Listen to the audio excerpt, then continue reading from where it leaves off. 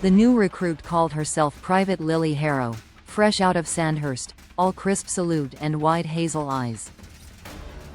No one in the battalion knew she'd once been Corporal Lilly Harrow, the same woman who'd been medically discharged 3 years earlier after a training accident in Helmand that left her with a shattered femur, a lifetime limp, and a burning hatred for the man who'd caused it.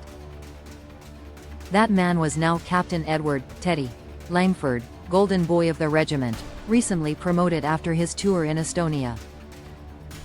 Everyone loved Teddy. Charming, fearless, the kind of officer who remembered your kids' names. What they didn't remember, or chose not to, was the night exercise in 2022 when Lieutenant Langford had ordered a live fire lane opened 10 minutes early because he was bored of waiting. Lilly's patrol walked straight into it. 2 killed outright. Lilly dragged herself 50 meters with a femur sticking through her thigh while Langford stood frozen, radio in hand, too shocked to call a ceasefire until it was far too late. The Board of Inquiry called it a tragic error in timing. Langford received a severe reprimand and a quiet transfer. Lilly received a wheelchair and the quiet knowledge that he'd never even visited her in hospital. So she waited. Rebuilt herself in silence. Physiotherapy at 4 a.m., painkillers hidden in protein shakes, forged medical records. A desperate army was happy to accept when they were short of bodies. She cut her hair short, changed her accent, wore contacts that turned her eyes from gray to hazel. When she re-enlisted, no one looked twice at the slight limp. Half the army limp these days. Now she was Langford's radio operator in 3 platoon. He noticed her competence quickly. Harrow's a bloody wizard with comms, he told the CO over mess dinner, clapping her on the shoulder like they were old friends. She smiled the small, tight smile she'd practiced in the mirror for months. The battalion deployed to a windswept training grounds in northern Norway. Joint exercise with the Americans, Arctic conditions, live firing ranges, zero margin for error.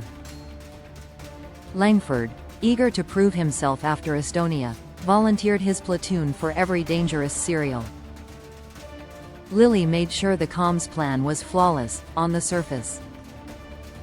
On the final night, a company attack under Auroras and Starlight, Langford led from the front as always.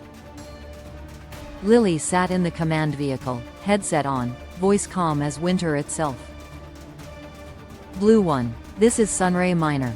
Adjust fire left 100, danger close. Langford's voice crackled back, exhilarated. Receive, adjusting. Except the grid she'd just given him was exactly 100 meters off. Not enough for anyone to notice in the chaos and whiteout. Just enough for the 81mm mortars to drop their first illumination round directly on his position. The blast lit the snow blood red for 1 perfect second. Then darkness again. By the time the ceasefire was called and medics reached him, Langford was unconscious, both legs shredded by fragmentation, spinal damage likely. The official report would call it a tragic map reading error under extreme stress. The Americans were mortified, the British command furious but understanding. These things happened in the Arctic. Lilly volunteered to escort the casualty back to Birmingham on the medevac flight. She sat beside his stretcher the entire way, holding the morphine drip, watching his chest rise and fall. Halfway across the North Sea, his eyes fluttered open. Pain glazed, confused, he stared at her. "Do I know you?" he croaked. She leaned close so only he could hear, her voice soft, almost tender. "You did, Teddy, once." Then she pressed the plunger and gave him the rest of the syringe, just enough to keep him quiet until Germany. He never woke up again. Back in the barracks, Private Lilly Harrow put in her discharge papers the same week. Medical grounds, old injury playing up. The army thanked her for her service, paid her pension early, and forgot her by summer. Sometimes, late at night, veterans swear they see a woman with a slight limp walking the perimeter wire at Brecon, hazel eyes catching the moonlight. But when they blink, she's gone. Just another ghost the army never admits it made.